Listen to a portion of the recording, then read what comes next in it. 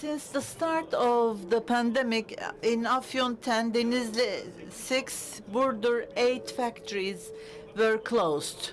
And the quarries and the factories closed were sent to holidays with paying their salaries. But the natural stone exports leading markets were inevitably stopped, and the natural stones and processed stone exports were either cancelled or delayed. And because we had previous orders, the export values in the beginning of the year was not reflected much.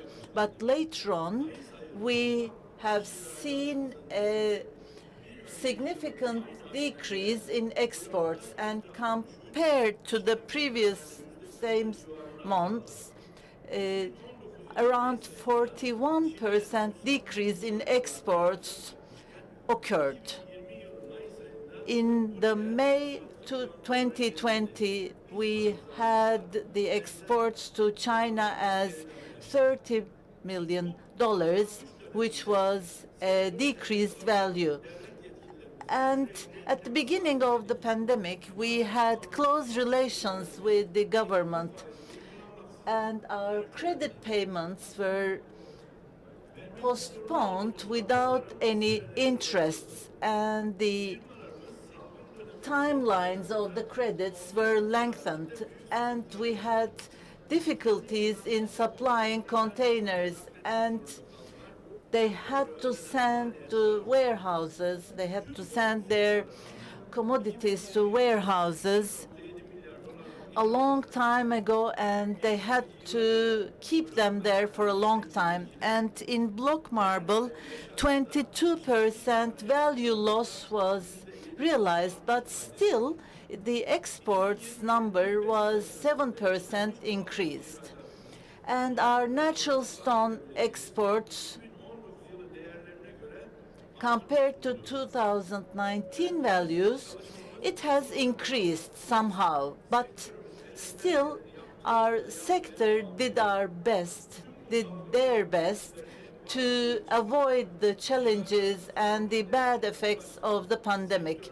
And we have reached the normal values and levels of exports, and I hope we will have more fruitful days. Thank you very much. On behalf of the industry, size bir de geçmiş olsun diyorum. Geçirdiğiniz Hope you are feeling much better. to President of İMİP, Mr. Aydın Dinçer. Buyurun efendim.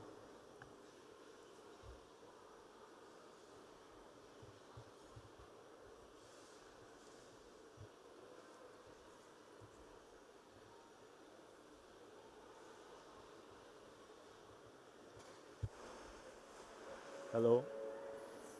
You hear me? Okay, right now. First of all, I would like to thank Mr. Şayakçı to organize this summit here in Izmir Marble Fair. And I would like to welcome you all.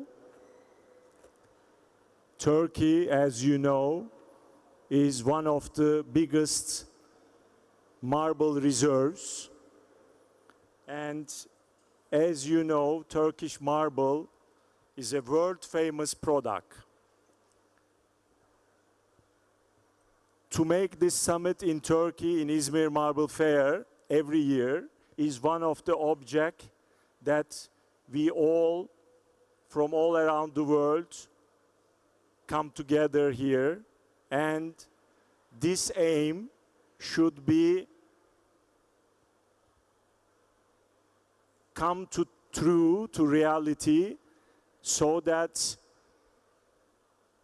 in all over the world, in United States or in Europe,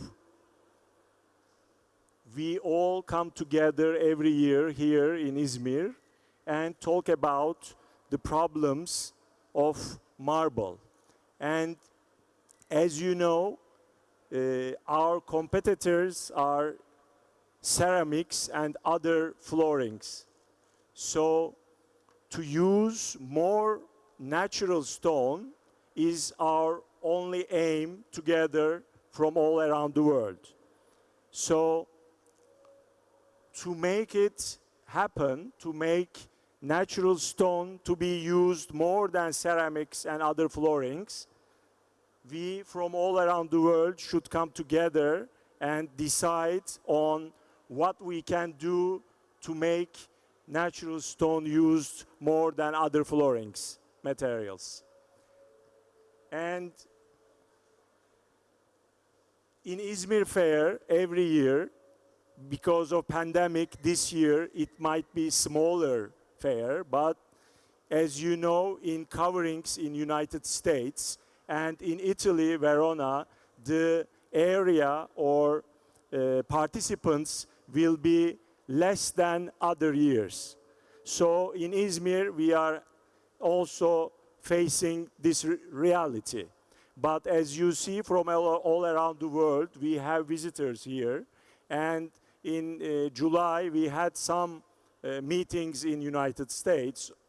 And in September, end of September, we will be in Verona all together from all around the world with you. So to make these kinds of summits is very important. And from Iran and from other countries, our visitors here and presidents, we all thank you to come to Izmir Fair and to make Use Natural Stone campaign all around the world so that we all benefit from this.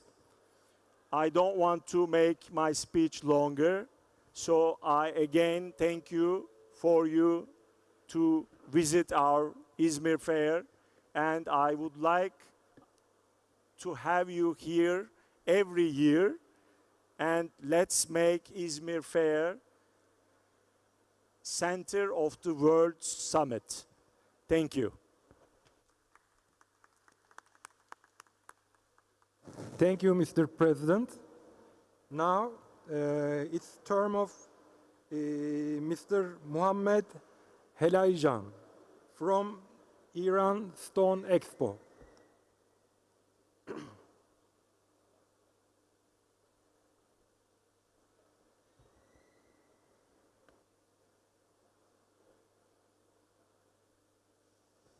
It's okay. Thank you very much. Hi, ladies and gentlemen. First of all, I would like to thank you for İsvaş and Marble Izmir Fair to preparing this great event as the World Stone Summit. And at the second, I want to say congrats to Marble Izmir Fair for reopening the first international show after pandemic situation. If possible, I prepared my presentation as PowerPoint. Can you give me? Sure. Thank you very much. Shall we start the PowerPoint?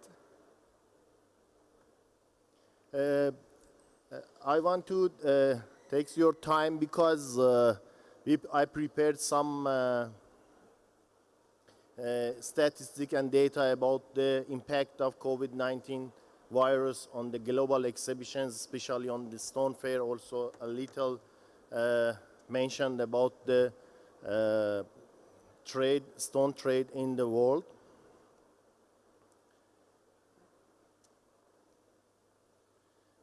First, I want to introduce the biggest stone show in Iran, Iran Stone Expo, that held on 12 till 15 in October 2021. After pandemic, we hope to see you all. Edition, we have 430 exhibitors, 410 domestic exhibitors, and we have 10 international exhibitors with 10 represented country. Previous edition, we represented more than 17,000 blocks from all over Iran. That was a huge amount from all quarries, more than 220 quarries, and we have a great visitors as local, 44,000 people from all over Iran, and approximately 1,100 international visitors. Our gross area is 90,000 square meter, the fairground, 70,000 outdoor area, and the net area is approximately previous edition 90,750. So let's come back to our title. What is an exhibition? As all you know, just I want to little mention about this. An exhibition, show, or a fair is an event in which products, services, or information are displayed or disseminated. There is some differences between conferences, conventions, seminars, and business and consumer events with the fairs and exhibition. As you know, we have some impacts of economic impact of the exhibition. As you know, the exhibition is a place that people can find each other, buyers and sellers. Everyone can find his B2B connections, and we have three levels of economic impact. There are some direct impact, some indirect impact, and some induced impact that you will see what's the impact of these great events will do with the economy of each country and each industry. Some important data, average of the year of 2018 and 2019. The average of the exhibition in the world was 32,000 exhibition held, and more than 35 million square meter in all over the world, more than 5 million exhibitors, and 300 million visitors in 180 countries. More than 116 billion direct spending as visitors and exhibitors, 1.3 million direct jobs, and 3.2 million indirect jobs, and totally 167 billion of GDP was the impact of the exhibition in all over the world. You can see this executive summary, 300 million visitors across 180 countries, and the impact of each sector you can see in this picture. Important, 60,000 euro of total impact per exhibiting company. It means normally each company spends 60,000 euro for each exhibiting in an exhibition. I have an analysis for the world divided for this region to North America, Central and South America, Africa, Middle East, Europe, and Asia. Russia in this picture is belong to both sides of Asia and Europe, because as is how much is big. You can see in this diagram the numbers are in billion euros. Direct spending in North America is more than 50 billion euro, and in Europe 39, in Asia 22, in Central and South America, Middle East, and Africa totally less than 4. These are direct spending for exhibiting in a fair. About the visitors, let's see how much people in million visit the fairs. In Europe is the most share, and after that North America, and after that in Asia. About the exhibitors, you can see again in million, North America has the first rank, after that Europe, after that Asia. About direct spending per exhibitors, as I mentioned, you can see by region in North America, the most spending for per exhibitors is belong to North America, after that Europe, and after is in Asia. Economic impacts by region also in total GDP in each countries. Regarding the region, you can see again on the North America, Europe, and Asia. So what's happened after COVID-19 situation to the global exhibition industry? Let's see. The global exhibition industry revenues for 2020 dropped by 68% compared to 2019, which indicates that 2020 revenues represented only 20% of those from 2019 in Central and South America, rising to 24% in the Middle East and Africa, 27% in Asia, 32% in Europe, and 63% in North America. 200 billion euro of total exhibition-related output not generated regarding the cancellation of the fairs. 2.4 million full-time jobs affected globally by the situation. Estimated 330 billion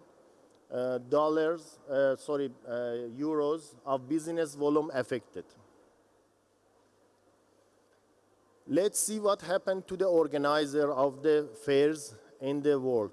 The public financial support, you can see the percentage of the help, financial help, and in reduction in workforce, you can see the most have region has the most share has more affected. Public financial support, sorry, I come back. The number of companies believing they will need to close the organizer of the fair in the world, you can see. Again, the drop expected for 2021 in compare of 2019. The percentage of companies who have seen a loss for 2020, you can see again the impacts on the world. 89% of organizers have been directly affected by the pandemic, with the postponement or cancellation at least one event they oversee. But the main reason, travel restrictions followed by lack of revenues and cash flow issues is the most important issues you can see. The top two threats are reduction in trade show budget of exhibitors and the travel restriction visitors and buyers.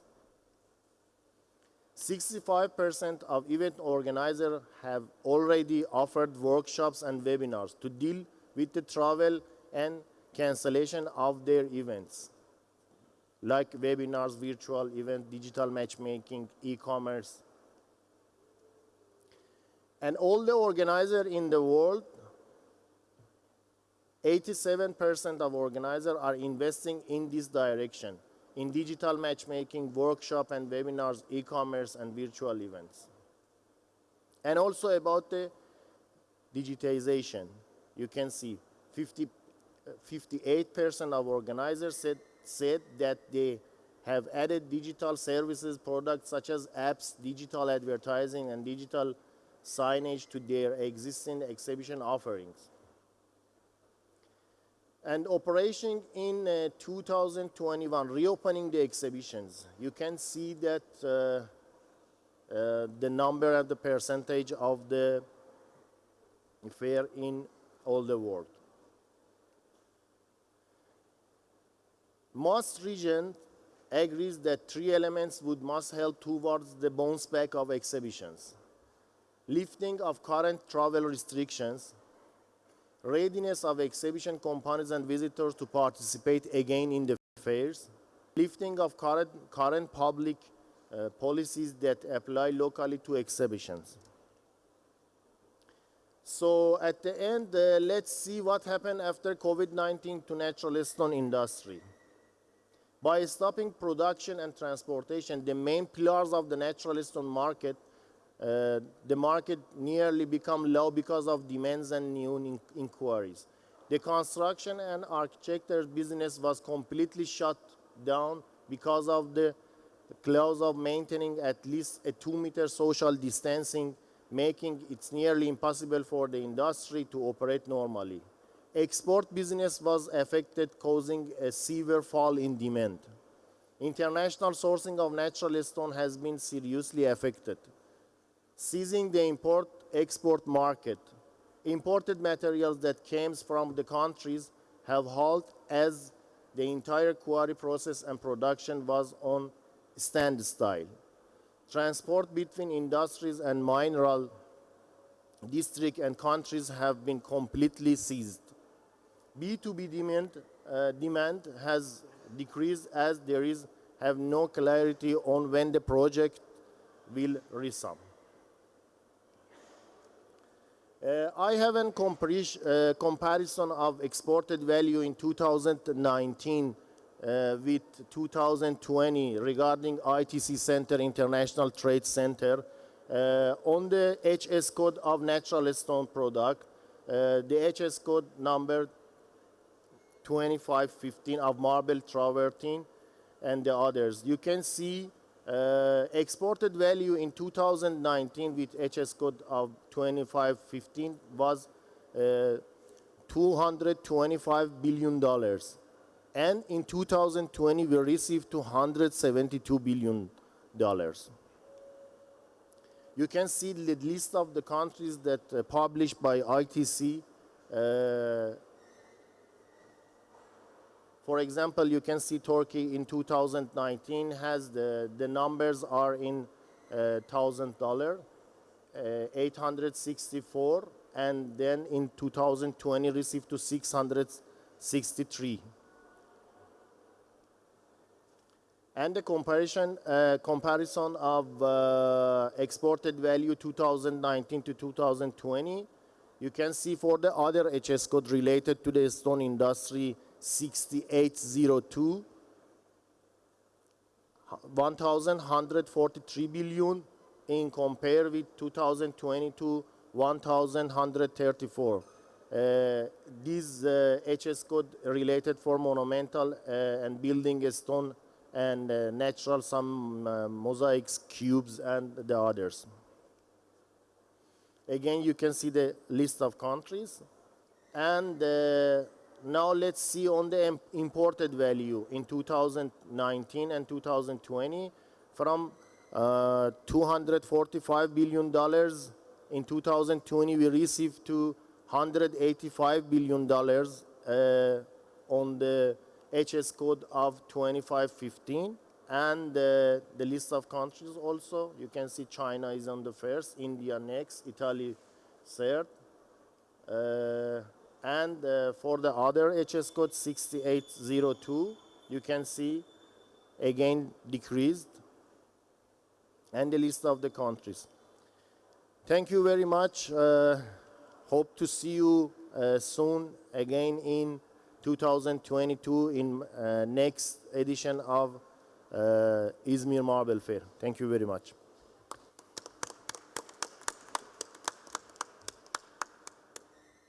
Thank you.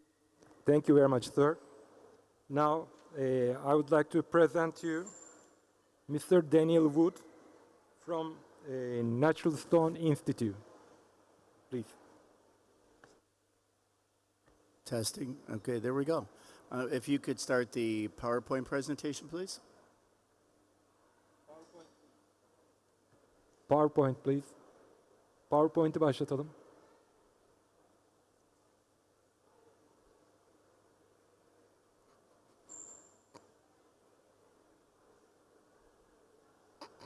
while they're working on that, we would certainly like to thank you for the privilege to be here and for the organizing committee and the incredible job they've done in putting this show on. They do an amazing job. And we're very grateful to be able to be here and to play a role in the event. There we go. So I'm going to talk about increasing the use of natural stone and promoting sustainability and use of stone in large projects. So Harry couldn't be with me for this presentation. He's over by the booth and taking care of some other things. And my name is Daniel Wood. I work with Lurvy Supply. I'm a natural stone and material consultant. I've done just about everything in the industry over my career. I'm a past board president of the Natural Stone Institute. I'm their current educational committee chairperson. I sit on their sustainability committee, and I do a lot of other things too. So increasing the use of natural stone. So first of all, we'd like to thank the Marble Izmir Fair for the opportunity to share some resources that you can use to increase the use of natural stone, learn about how to promote sustainability, and highlight one project that showed what is possible for using stone in large projects.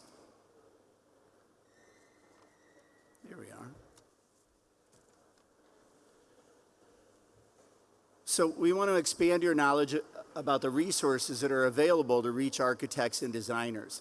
So at our website, www.naturalstoneinstitute.org, then if you / to Academy or CEU, student kits, or the Use Natural Stone website. Let's go back to that one. So then, how do we increase the use of natural stone? Well, it starts with education and promotion. The design community plays such a large role in specifying building products, and we want to better position natural stone. And it is such an important initiative for all of us as well. Each of us play a large role in educating the design community. Let's review some of the resources that you can utilize. So additionally, don't forget that the Natural Stone Institute has many resources for you as well. There are 8 online courses offered annually through Architectural Record. It's a leading architecture magazine, and you can share these courses with your architects, and you'll find that on the website under Academy. There are also over 15 courses you can utilize to give to architecture firms directly. Everything from basic courses to advanced anchorage systems. I myself utilize quite a few of these in my practice. You can learn more about those in our CEU category. And I happen to also be a certified presenter for these programs. You too could become a certified presenter and present these programs to the design community. We've also developed student kits for university and college faculty to utilize in their classrooms. This too is a great resource for reaching design students before they begin their professional careers. There again, we have this on our website under student kits. And I think this is critically important because they're the ones who are going to be in the design profession in the future. And we really don't, in our curriculums across, at least in the United States, we don't spend enough time talking about stone in their materials and method classes. And we really need to do that more so that it's in their mind and it gets down onto a drawing board and becomes a prospect for a project. Let's not forget about the over 160 articles we've published on usenaturalstone.org. The articles truly highlight the positive attributes of natural stone and something that all stone professionals should be sharing on their social media pages. As an industry, we need to educate and promote. We encourage you to utilize these resources from the Natural Stone Institute. We've sourced all of this information a long time ago. It's all free of charge. Use it. Send it forward. Translate it however you like to utilize in your respective organizations. Whoops, wrong way. Also to promote sustainability. So acquire information about initiatives to expand natural stone as a sustainable building product and architects and designers. You can find that on our website under sustainability. A growing number of companies in North America are gaining interest in the Ansi sustainability standard and educating the design community about how to apply it to achieve their green building objectives. The Natural Stone Sustainability Standard examines and verifies, through a third party, numerous areas of stone production, So it verifies the sustainable production of the stone, not necessarily stone as being sustainable, which we all know it's the most sustainable building material with the lowest CO2 contribution. So what they look at in this standard is measurements to effectively improve the baseline for the environmental performance of the production process of natural stone. So they look at how does the production process utilize water, energy, custody and transportation, the chain of custody. Everybody who touches that stone from beginning to delivery to the end user has to be certified. Chemicals and materials, excess material, innovation, site management, land reclamation, human health and safety, and corporate governance. This issue is very important to the design community because it is critical that we tell our story through certification so that we can show our competitive advantage over other materials, especially man-made or engineered imitations. And there are companies outside North America that are looking at getting certified. So far, we haven't had any certified yet. Perhaps you'd want to look at that and become the first international company to gain certification. That would be a very big feather in your cap in the North American market. We encourage you to learn more at our website under sustainability. And we encourage you to join us on November 9th for a special webinar to educate you more about these efforts. As we encourage you to attend our upcoming November 9th session, or at a minimum, just register for it, and then you'll get the recorded presentation that you can review later or share with others. We know that natural stone is nearly complete as a building material in its natural state and has proven its durability over the centuries. Combine these attributes with knowledge that the industry is committed to lowering impacts, being socially responsible, and aligning with green building programs. Most architects and design teams already agree that natural stone is inherently a great solution for projects with green building goals. This session on November 9th will elaborate on why and show you where to find the documentation needed to check more boxes than you might have realized were possible with natural stone. So let's look at a project where they utilize stone in a large project. This is a private residence. It's Villa Florence in California. It was a 2020 Pinnacle Award-winning project. The show organizers asked us to also highlight the tremendous opportunities that still exist to utilize natural stone and not man-made stone or manufactured stone in large projects. It is our pleasure to showcase a recent Natural Stone Institute Pinnacle Award-winning project. Please join us in watching this short 2-minute video. And this project is just one example of many that our members are doing around the globe. And if you could push play in the lower left.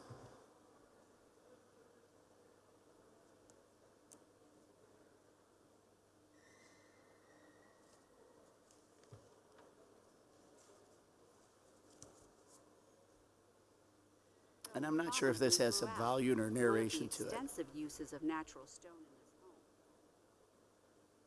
So there may be some volume if you want to turn up the volume. With 1/16-inch joints which travels through corridors, filling the kitchen, dining room, entry foyer, and great room. The same marbles are on all the countertops in the kitchen and dining room area. Flamed blue Nobile limestone paves the exterior portico, and the home's 11 uniquely different bathrooms are all clad in marble, featuring Piana Carrara Fior di Pesco Capria, Grigio Carnico, Nero Marquina, Oliveri Gray, Thassos White, and Saint Laurent Noir. Of these, the master bath, which completely surrounds one in natural stone, is the home's showpiece. With walls clad in Arabescato Cerviole book-matched at key points, and a floor of Arabescato Cerviole, Oliveri Gray, and Nero Marquina in geometric patterns. Judges commented, "The desire of the clients to create something so palatial is really quite special. Choice of materials and execution are top shelf. A mastery of installation with 1/16-inch jointing and precise book-match detailing using heavily veined stones. Despite the eclectic and extensive use of natural stones, the project deserves credit for its nod to sustainability in the use of salvaged stone, repurposed as tiles applied appropriately in smaller rooms of the home. Congratulations to Kearney Valley and Lohr. We would also like to congratulate Natural Stone Institute member companies, Custom Building Products, Manzi Marmy, and Trade International for their involvement. Excellent. Thank you very much. So that's just one of many. You can go to our website and see all the different awards. They're there. I believe you would be able to see the videos like this as well and get more familiar with these projects and see what other firms and designers are doing around the world with all the amazing natural stones that are out there. When you're attending industry trade shows, please take a time to visit the Natural Stone Institute stand. Get involved and become a member. Always remember that through your membership, we can accomplish so much more together than we can do as individual companies. And that's really what the future of the stone industry is about more collaboration, more sharing of information, and transmitting all of that information and ideas to the design community and to consumers out there. So please share images, share things that are working for you. Let's collaborate at usenaturalstone.org, and let's get everybody really excited and passionate about utilizing more stone in projects. Thank you very much, and we hope to see you very soon.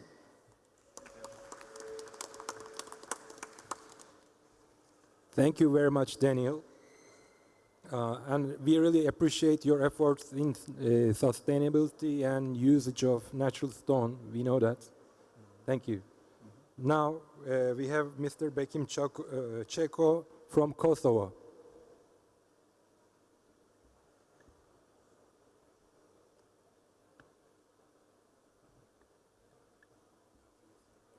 Hello? Can you hear me? No? Can you hear me? Need this? No?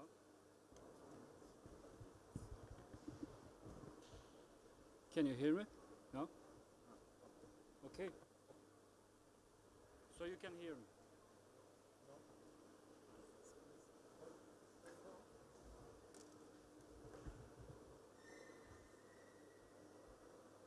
Hello? Hello? Okay? No? It's okay. Yeah. Mr. Chairman and dear guests, thank you. It's my honor to have a chance to present the topic as it is predefined by the program. So it's specific stones in Kosovo. And I'm really happy to be here, and I thank to the Izmir Fair, Marble Fair, for this event. If we can, okay. So yeah, it's important on these days, we're talking about, as the previous speaker mentioned too, the sustainability, the importance of the low emission of the gases, also the uses of the natural stones, natural materials in general, has its importance and good impact for the environment protection. In this regard, so we have to have our focus as a built-in industry in natural materials. I think it's rethink about that.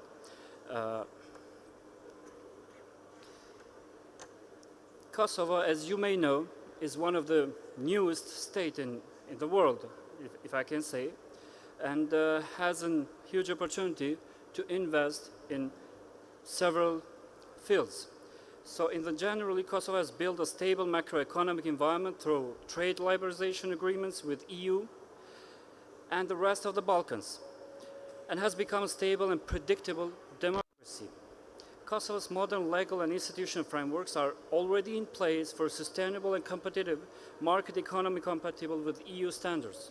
The general business environment in Kosovo is in many respects becoming the most competitive in the region. Also, we can say that Kosovo can be considered as an area rich of variety in building materials, including decorative and dimension stones, as a special type of construction materials. As it is, according to the trend of exploitation, the world's natural stone industry production is projected to increase from 116 million tons in 2010 to 320 million tons in 2025.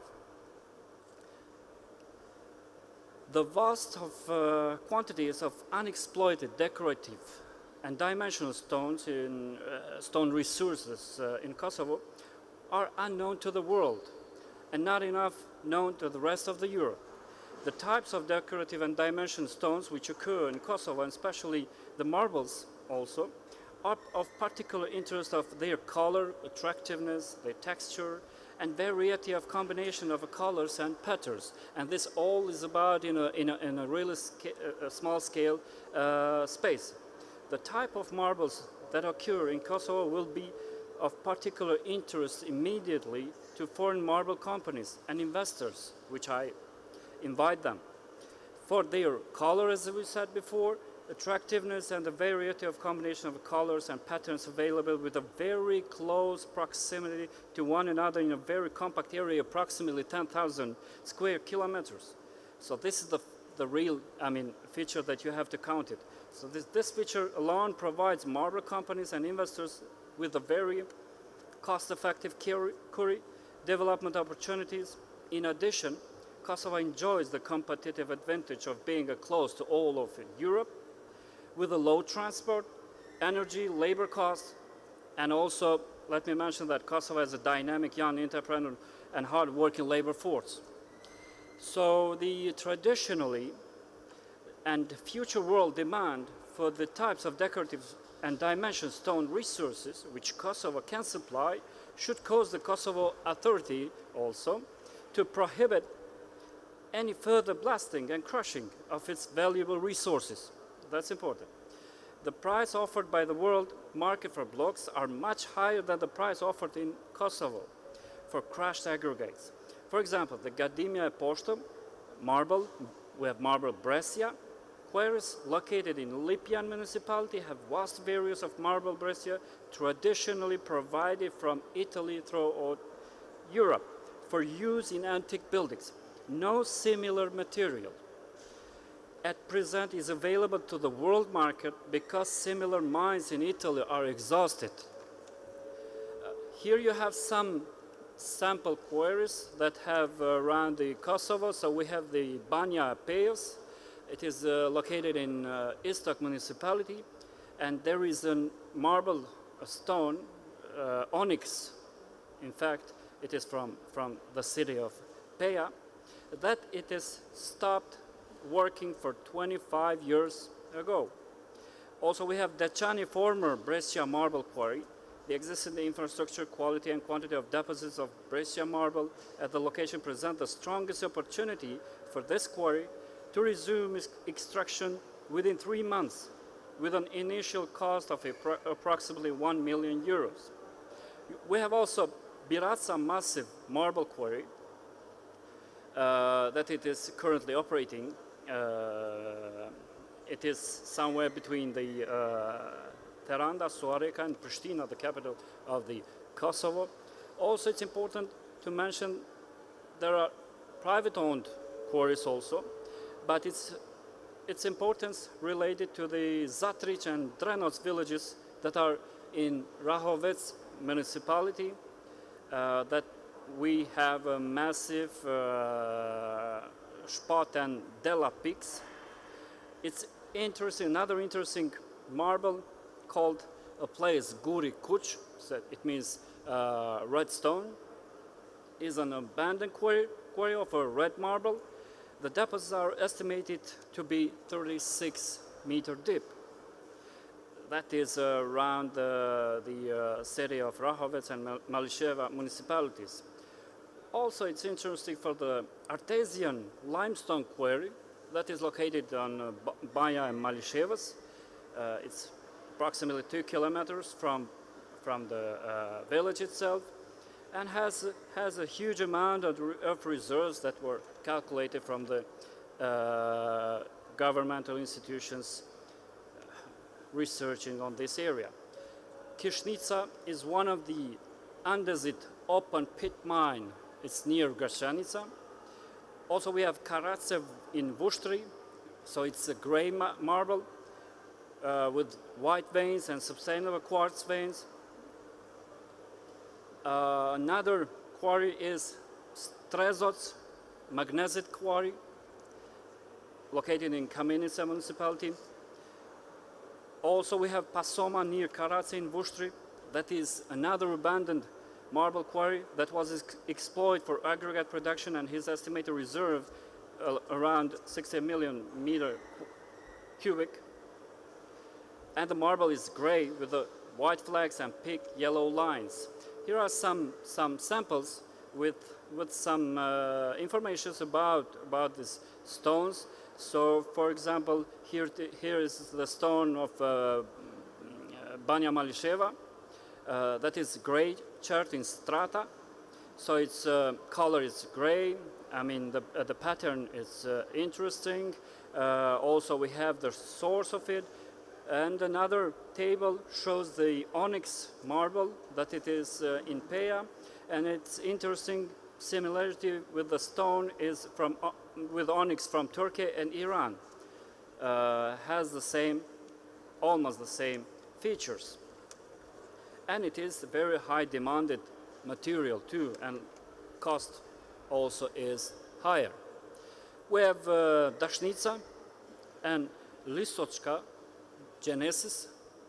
So here are some information about this marble. Also, I don't want to keep long. I think we have to be short. And we have Dechnia Brescia marble that has also very attractive pattern and on aesthetic aspect. Otherwise, decorative stones, so the Kosovo natural stones have added beauty to buildings and gardens across the Balkans for centuries, for sure. As Kosovo moves ever closer to European norms, the market of decorative stones has opened, and Kosovo is ready welcome to new investors and embrace new markets. Kosovo has an abundant supply of unexploited natural stone resources of very high quality. The resources are easily accessible, once cured, are easy to transport to the rest of the mainland Europe via European transport networks. Kosovo is well connected to its European neighbors with highways linking to direct Albania, Northern Macedonia, and Serbia. That is the border states. If you look at the table, so you will see the euro cost per meter cubic, and it is like the trade that comes from research. It's about from 300 to 800 euros valuable stones that are placed in Kosovo region. And let me say you that 24 quarries are waiting for investors. Over 24 sites with decorative dimension stones in many colors and combination of their colors have been found very attractiveness throughout centuries. Some of the stones have been used to decorate buildings of great importance in Balkans. For example, Brescia marble from Decani, that is now abandoned quarry, has been used in St. Peter Cathedral in Rome. The excellent design of the floor of the National Library that is located in Pristina, as you can see in the photo, was worked with the colorful decorative stones of Kosovo. And at the end, we can say that there are 6 million meter cube of onyx marble in his stock, large amounts of white gray marble in Rahovec, very high amount of black marble in Rugova Gorge, gray granite in Shipashnitz is about 16.5 million meter cubic, Brescia marble quarry in Decani, in Gadime, near Lipjan, and other decorative stones such as gneiss, andesite, magnesite, serpentine, quartz, trachyte, porphyry, etc. are available in large amounts. And recently, there is a interesting of different companies. One of them is Fox Marble Holding. That is a US company located in Kosovo. And it's focused on acquiring the southwestern Balkans, processing in Kosovo. It is listed one of the AIM market of the London Stock Exchange.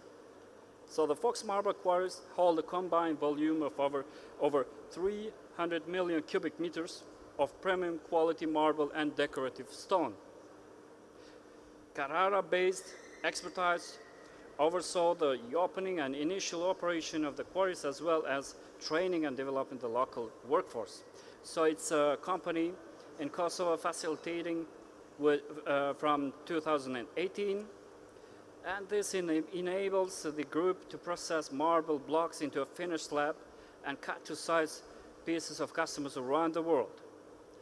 And I don't want to go on in order to have a shorter speech. I welcome investors and you as an organizative to come in Kosovo, to visit the Kosovo, and to see the opportunities that Kosovo has. And I'm here representing the Esnaf society that is from Prizren, the city where I live. So thank you.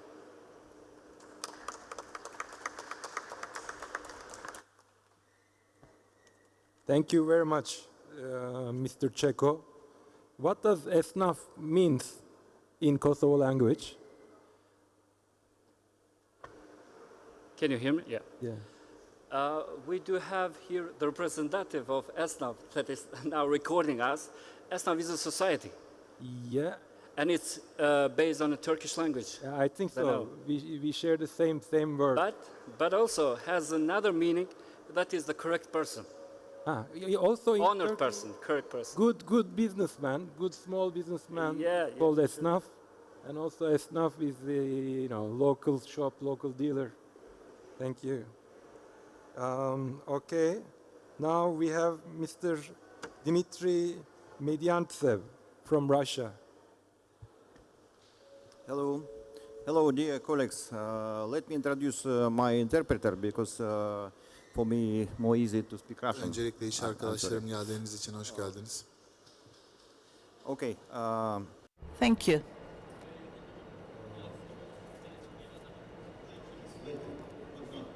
Şimdi değil lütfen. Later. Okay. Yes.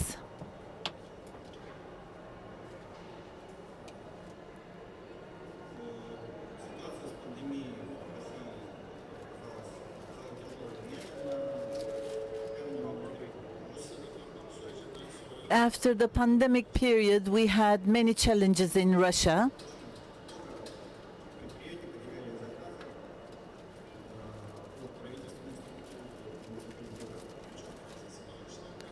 And we lost many orders.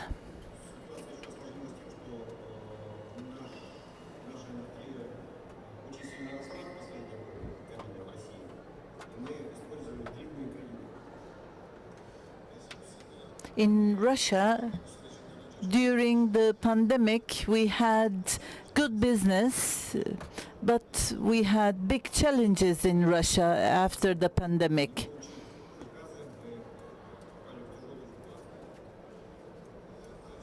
And that's why we could not have big orders.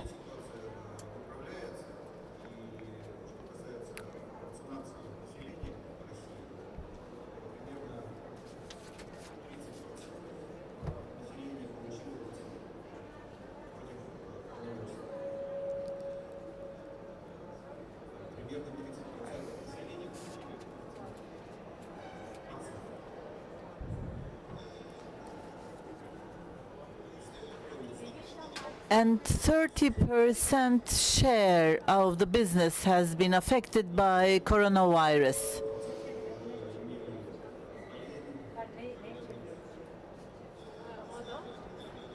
And 20% got recovery, in fact. Got recovered after the pandemic. But they're still going on. But the orders slowly started to increase.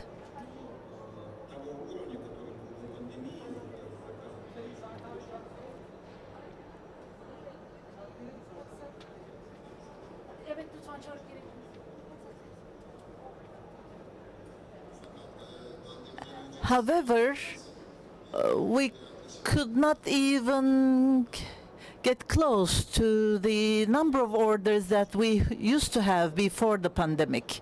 So we started to have orders, but they're not enough. Now I would like to show you some materials that we have.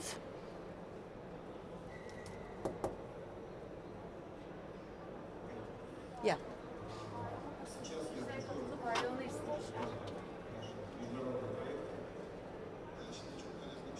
I would like to tell you something really important.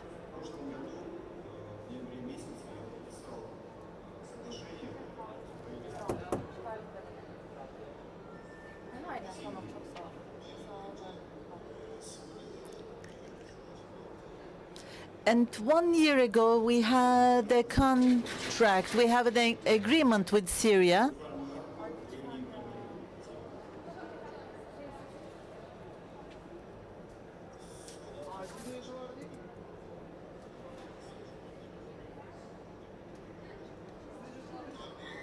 It was the ancient Palmyra village. And I would like to show you a video about that. We had a restoration of a war-damaged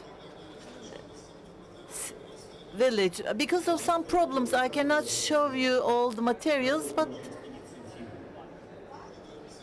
this video shows you what we did in Syria. It was a war-torn place, Arch of Triumph.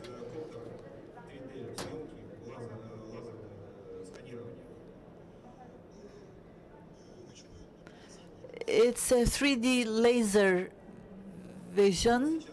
It's an image.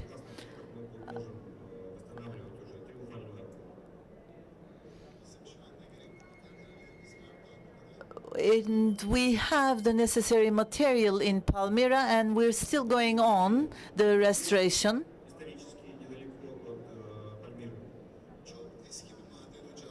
And we found a very old and ancient quarry. It's a limestone quarry.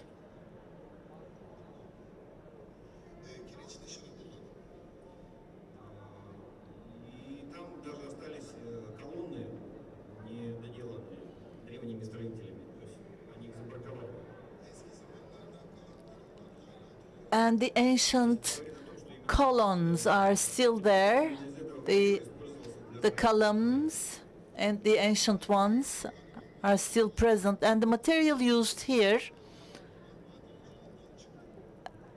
have been taken out from the quarry, that ancient quarry.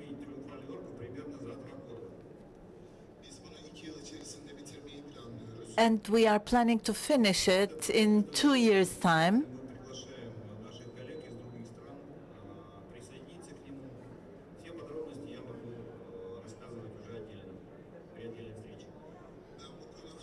And about this, I could give you more information if you want, face to face, so we could run it together. So if you would like to have a meeting with me face to face, and a special meeting with me, I would be ready to be meeting with you to share this restoration, to do the restoration together. And it's a really important project in Palmyra.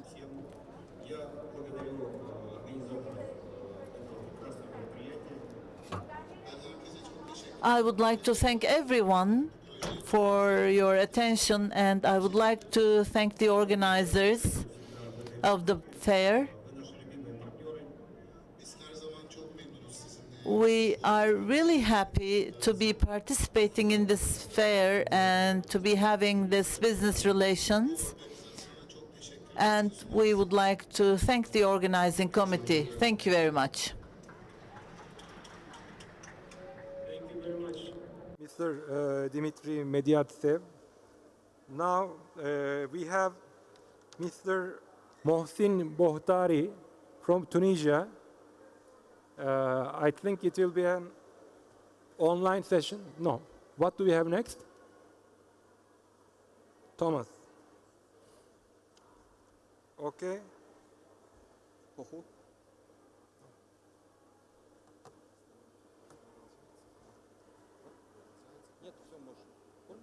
So who do we have now? Okay, that's great. Marhaba.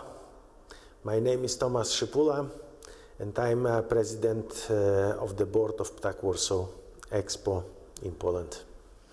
I would like to thank my dear friends from Izmir Fairs, especially Mustafa Tuna Sawyer and Kanan Karaosomanoglu Alici for inviting me to say a few words of this wonderful at this wonderful exhibition. I'm really sorry I cannot be here today with you, but Izmir Fair, Izmir Marble Fair, has such a long and outstanding history, and I'm sure this is the year edition. It is so strong and driving as always.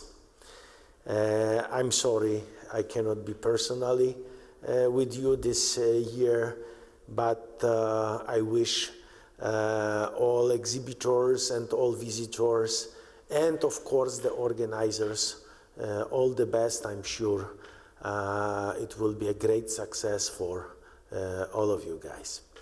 Nevertheless, I'm honored to have an opportunity to share with you, share all of you the happy of exciting news that Izmir Fair and Ptak Warsaw Expo are joining forces to organize together Warsaw Marble Fair in June 2022.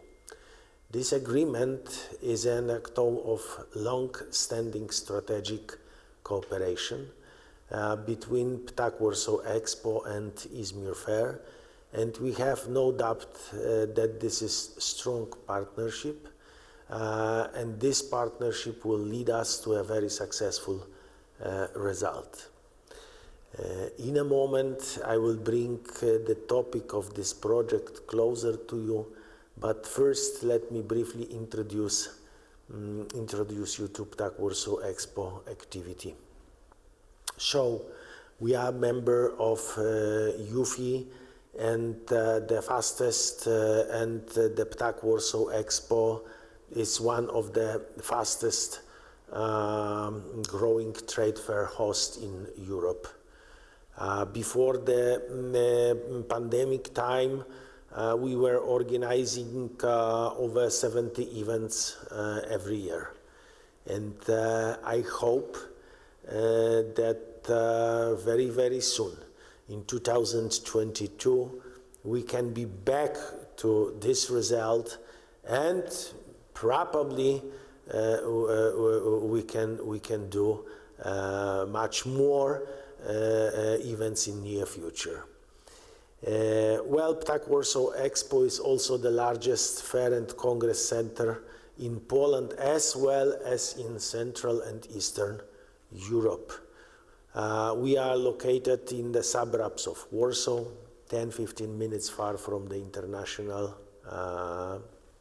airport, Warsaw Shopping Airport, and about 20 minutes far from the city center.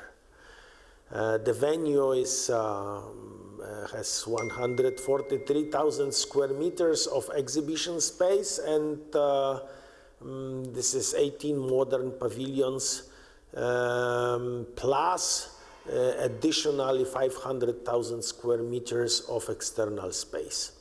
It is a place created for the organization of trade fairs, concerts, and film production.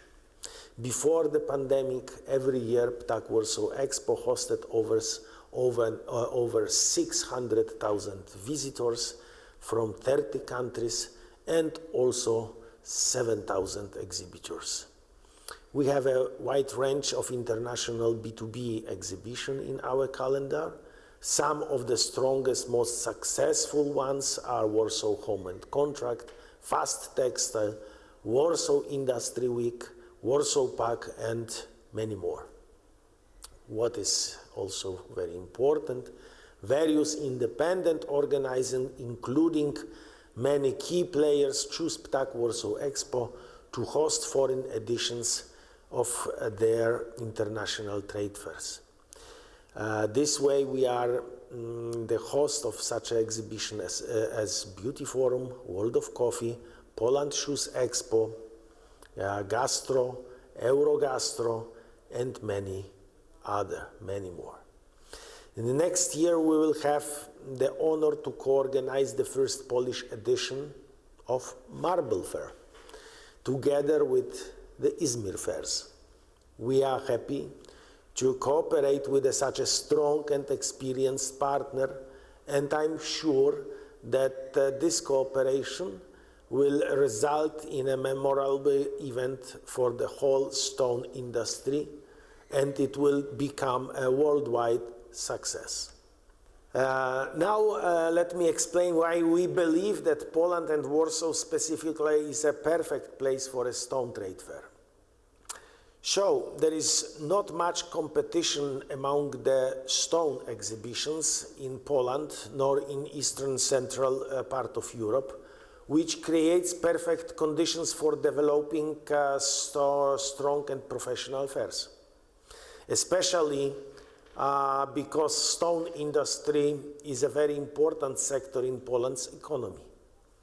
It started developing dynamically in the second half of 20th century, especially after 1995, which has caused by an economic transformation, reserves in the production potential and in an establishment of new stone processing plants and modernizing the existing ones. Stone used to produce stone elements in either sourced locally or imported. Together with Scandinavian countries, Ukraine and the Czech Republic, Poland is one of the biggest granite producers and the world leader in this area.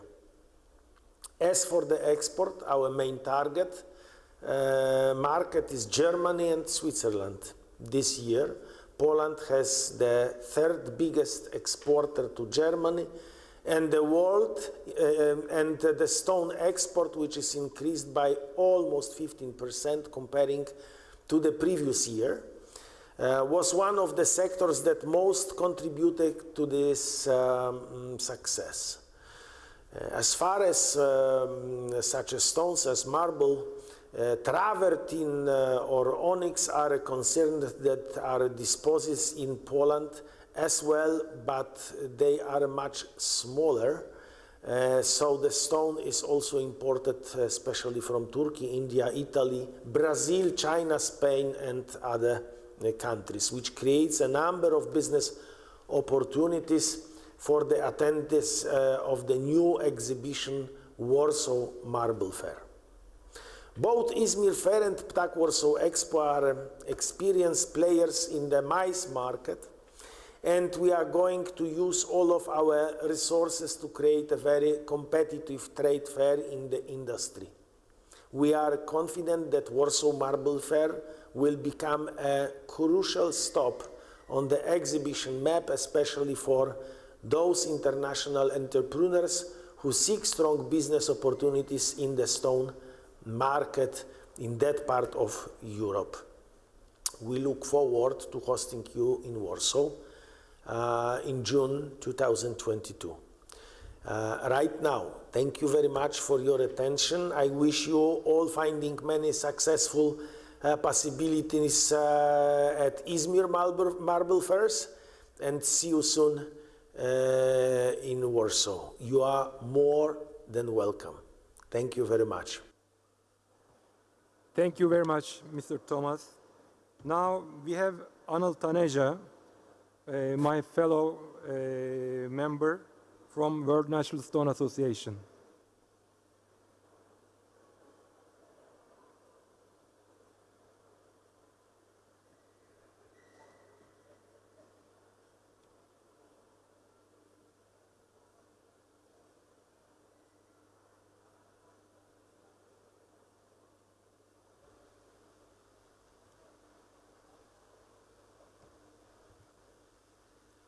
I think my speech is recorded, right? So that's the one that should be shown.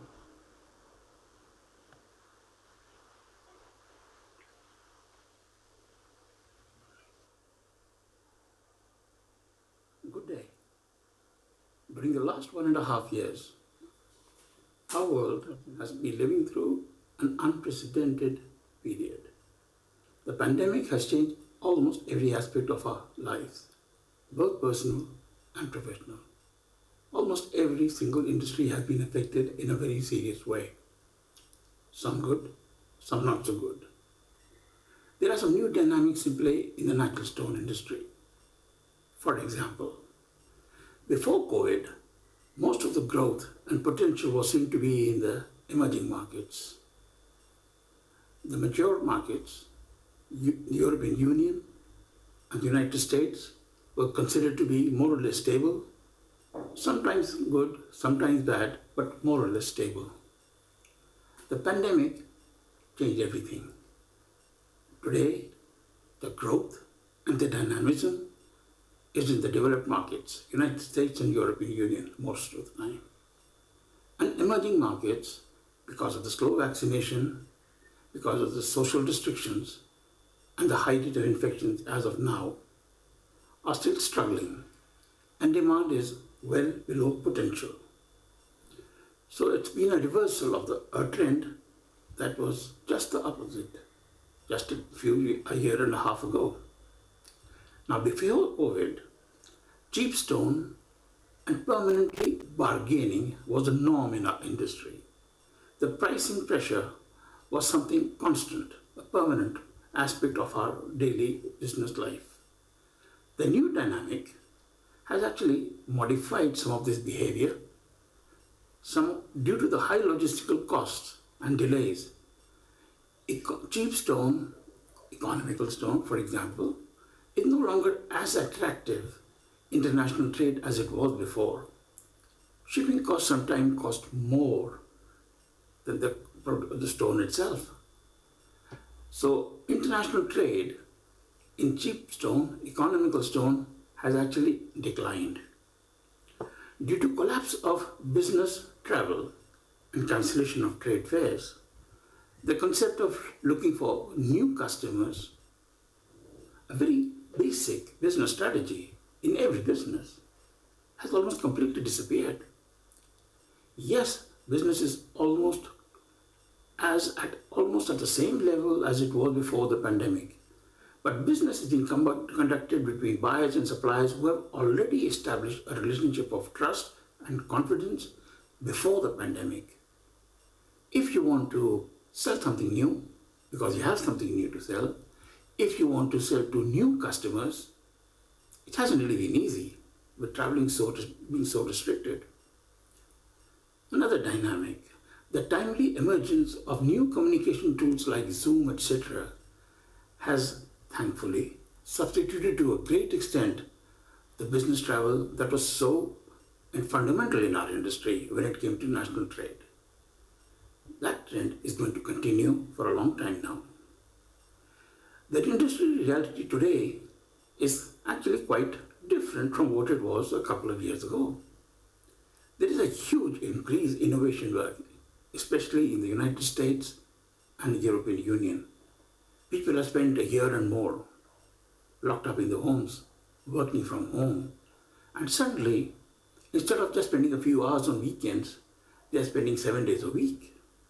And they have realized they need a bigger room, they need to repair the kitchen, they do the remodeling of the kitchen, or the bathroom, of the living room, of the terrace, and of the garden. Landscape is booming. But normal renovation work, which normally would have taken perhaps 5 years, is being done in the period of 2 years. However, there is also new renovation work, something that has come into play because people consider their homes to be more important than before. The huge increase in shipping costs by almost 3 to 5 times in some routes, the difficulty in obtaining containers, the delays in deliveries, all this means huge problems, delayed payments, stretching of credit lines, and very tight balance sheets. Obviously, the trade in cheap stone, especially from Asia to the West, has gone down, but also a lot of financially weaker companies may not even be able to survive, not because of lack of orders, not because of lack of payments, because of the inability to acquire increased working capital requirements. We are already seeing some importers, they are not unloading the consignment that has arrived at the port because of financial problems. Now, how will the new dynamics play out over time? Well, we really don't know in today's world. But most likely, the strong demand, especially in renovation, but also new housing, will continue for some years. For example, the $1 trillion infrastructure plan that has already been approved in the United States, the $800 billion investment in a green economy in the European Union, all these are going to have some positive aspect to our industry too. Now, no one cares about the huge government debts that are built up in the US and in the European Union. Now, that's a very complicated issue, and not for this conference. The huge pent-up demand in emerging markets is also there. The pandemic has slowed down. But as life starts becoming a bit more normal, as vaccination starts getting more, reaching more people, normal life means that pent-up demand will also come into force. So expect a substantial increase in business activity in the emerging markets too. Also, commodity prices have gone up as a result of a fast economic recovery all over the world. That's good news for those countries which are commodity exporters. China has shown strong demand almost throughout the crisis. It really was the first country to show positive growth last year. There is no reason to think there will be any significant slowdown. Now that's good news for the bloc exporters. There was a severe shortage of skilled labor before the pandemic. The fast recovery means the severe shortage has become even more severe, and there is no solution to it. No one is training people to handle the sophisticated machines in the stone industry. The sales of CNC machines will continue because the need to automate continues to be a very strong motive. But labor shortage also has its handicap. Companies that may want to grow may not be able to do so because they just can't find enough sufficient labor. That is the reality. Conclusion. There are still a lot of unknown factors. There are a lot of uncertainties related to the pandemic. New variations, will the vaccination go ahead and reach all over the world, etc. The financial risk due to huge debt levels. After all, we are spending money as if money grows on trees. That's not true. What colors will become into fashion? Normally, after a traumatic event, people want something more lively. They want to just get ahead with life. Will they start preferring more lively colors? We don't know. In the world of fashion, they're already trying to promote red for the winter season. Let's see. Will the architect start specifying only regional stone because there's less risk of delays, especially when stone comes from distant lands? We don't know that yet. It's early days, but it may happen. Overall, though, the next few years look to be quite promising for the natural stone industry. And that is in spite of the fact that the porcelain continues to keep increasing its market share, often at the cost of natural stone, especially in facades for projects. The pandemic has been devastating for many industries, like tourism, like the airline industry, the hospitality industry, hotels, etc. Natural stone industry has been actually quite lucky. May this good luck continue for a long, long time. Thank you.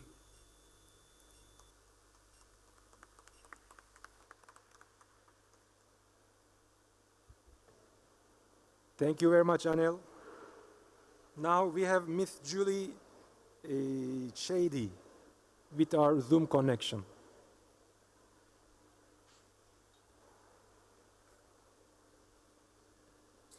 Good afternoon, ladies and gentlemen. First and foremost, I would like to congratulate the organizers of World Summit on this initiative and on giving us the opportunity to exchange views on the key issues that concern the natural stone industry internationally. I would like to thank you for this invitation, as I feel very honored to participate in this conference. I'm the president of the Macedonia Thrace Association of Marble Companies, the largest association representing the Greek marble industry, which consists of 65 members, including the largest and most important marble companies in Greece, as their combined annual turnover constitutes more than 85% of the total turnover in the country's industry and 98% of profitability. Over the years, the Greek marble has been defined by its quality and whiteness, and it is these features that lead to a continuous increase in its exports in recent years. An increase that ranks Greece fourth in the world in exports of raw material, despite the steep recession the Greek economy has suffered over the past decade. Our industry is purely outward-looking and exports 76% of its marble production to more than 120 countries. Our sector's contribution to the Greek economy as a whole is estimated at 1.27 billion euros, representing 0.33% of the country's GDP and 2% of national exports. In particular, 670 companies are active in the Greek marble industry, which directly employs 6,500 employees, while total participation in employment amounts to 80,000 employees. Over the last decade, due to the recession in the Greek economy, our industry has had to redefine its role and change its strategy, addressing mainly the global market. Therefore, by investing in innovation and openness, it has successfully responded to the growing demand by foreign markets. As a result, Greek marble exports have tripled. The figures confirm this upward trend, with raw and processed marble exports climbing to $514 million in 2018 from $320 million in 2016. Equally successful was the global natural stone industry from 2016 to 2019, something which was reflected in almost every country's figures, proving the industry's enormous dynamics. However, the sudden onset of COVID-19 pandemic has halted this upward trend. It is true that the pandemic has violently changed our perception of many issues, both on a personal but also on a business level.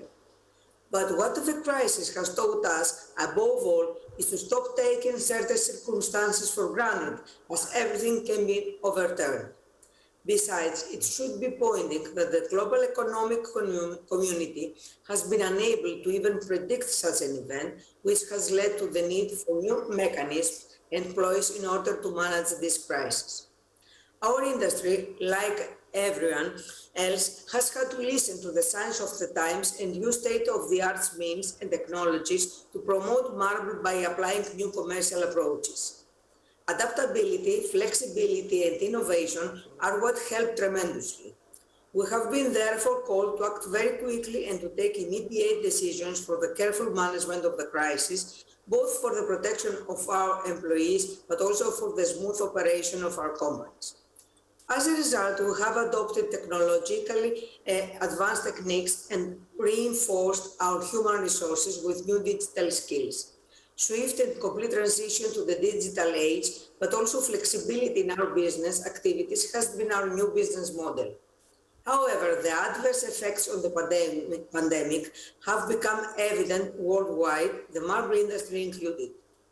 Exports of process and raw material in 2020 fell by 25% for Greece 8% for Turkey, 21% for Italy, 16% for Spain, and 4% for China compared to 2019. This unusual period in the history of mankind, the coronavirus pandemic, has caused a series of unprecedented events that has affected every industry. One of the major problems of the world trade and therefore of our industry is the observed and continuous increases in the tariffs owing to disturbances in the supply chain. For example, an underperforming port in a major export center such as China due to increased cases of COVID-19 is causing serious consequences and impeding global trade flows. Of course, it is taken for granted that some natural stone companies will not be able to bear the burden of rising prices unless they pass the cost onto the consumer with questionable results for their viability. Another serious impact of the COVID era has been the suspension of international natural stone fairs as well as professional visits by vendors, and we all know how important both activities are to our industry. These activities not only contribute to a more direct promotion of our products, but mostly to the development of interpersonal relationships, which we all know how important a role they play in the formation of trust, openness, and professionalism. The above are some of the adverse effects of the pandemic on our industry. The natural stone market will have to adapt to a new regularity, which will be constantly redefined and redesigned. Trend tracking and accurate analysis are of paramount importance today more than ever for managing uncertainty, change, and constantly adapting to new and evolving market conditions. As global competition is high, companies in our industry should invest in research and development, new technologies, and the adoption of enhanced quality management methods. We are optimistic about 2021 as the prospect of tackling the pandemic seems to be in sight, a fact that will bring international recovery. Better health conditions will help stimulate the global economy while also drive demand for construction activity. Yet, uncertainty about the pandemic makes it difficult to set out a timetable and predict the speed of economic recovery. I firmly believe that the pandemic has taught us a lot, but especially how to survive under conditions other than those we knew until today. We have learned how to make a comeback and create from scratch what has been destroyed, to act vigorously and to adapt to the coming changes. What is certain is that we are going to come out wiser and stronger from this whole experience. Thank you very much, ladies and gentlemen.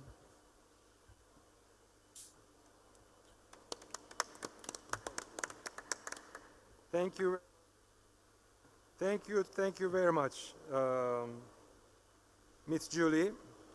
I would like to thank all of the participants and also all of the attenders, all the staff to be here on this hot August day. I would also have to thank Mr. Faruk Çalapkulu for his relentless efforts for creating and making this World Stone Summit possible. And okay, now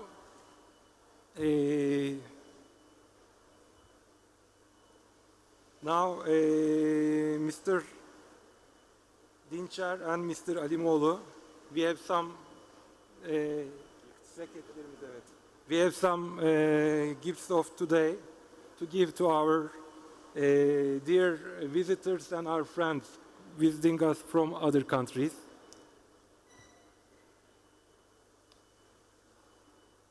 Aydın Bey. İlkini siz verirsiniz.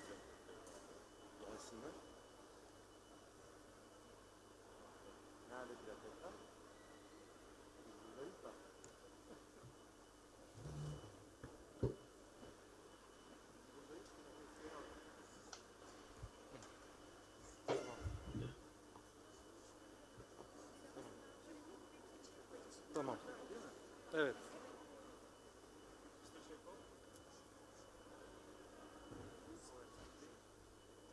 Buyurun hocam.